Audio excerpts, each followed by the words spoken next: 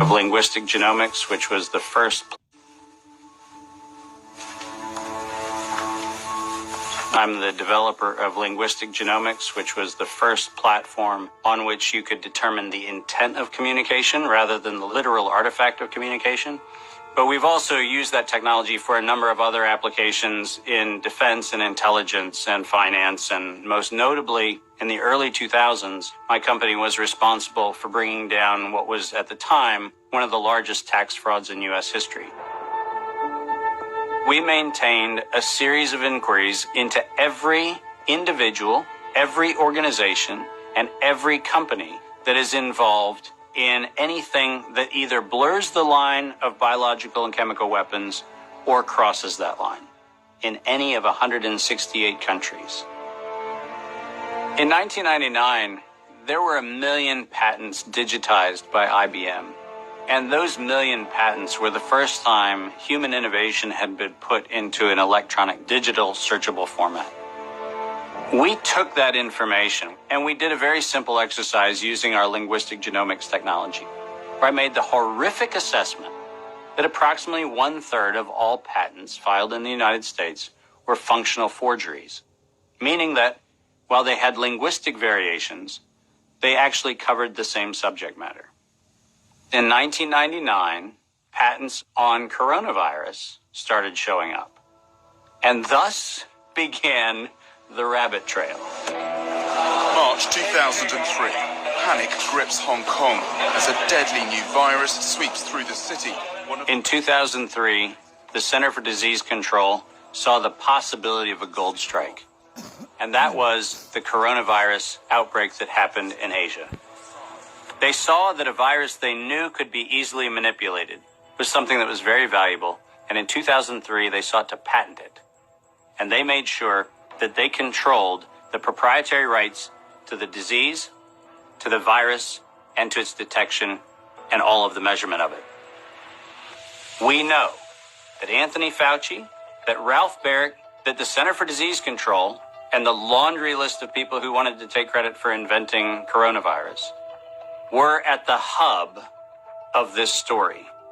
From 2003 to 2018, they controlled 100% of the cash flow that built the empire around the industrial complex of coronavirus. The World Health Organization has officially named the novel coronavirus the novel coronavirus outbreak. The World Health Organization has declared an international public health emergency. Well, we know that the coronavirus manipulation started with Dr. Ralph Baric in 1999. The major characteristics of SARS, MERS, and SARS coronavirus 2. It's a good way for you. Ralph Baric is the researcher at the University of North Carolina, Chapel Hill, who's famous for his chimeric coronavirus research. In 2002, there was a recognition that the coronavirus was seen as an exploitable mechanism for both good and ill. On April the 25th, 2003, the U.S. Center for Disease Control filed a patent on the coronavirus transmitted to humans. Under 35 U.S. Code Section 101, nature is prohibited from being patented. Either SARS coronavirus was manufactured, therefore making a patent on it legal, or it was natural, therefore making a patent on it illegal. If it was manufactured, it was a violation of biological and chemical weapons, treaties, and laws. If it was natural, filing a patent on it was illegal. In either outcome, both are illegal. In the spring of 2007, the CDC filed a petition with the Patent Office to keep their application confidential and private. They actually filed patents on not only the virus, but they also filed patents on its detection and a kit to measure it. Because of that CDC patent, they had the ability to control who was authorized and who was not authorized to make independent inquiries into coronavirus. You cannot look at the virus, you cannot measure it, you cannot develop a test kit for it. And by ultimately receiving the patents that constrained anyone from using it, they had the means, they had the motive, And most of all, they had the monetary gain from turning coronavirus from a pathogen to profit. Developing and owning a coronavirus vaccine has become a biotech arms race with political overtones. This vaccine gold rush is starting to bother me. Gold rush. Let's keep that in mind. And so somewhere between 2012 and 2013, something happened.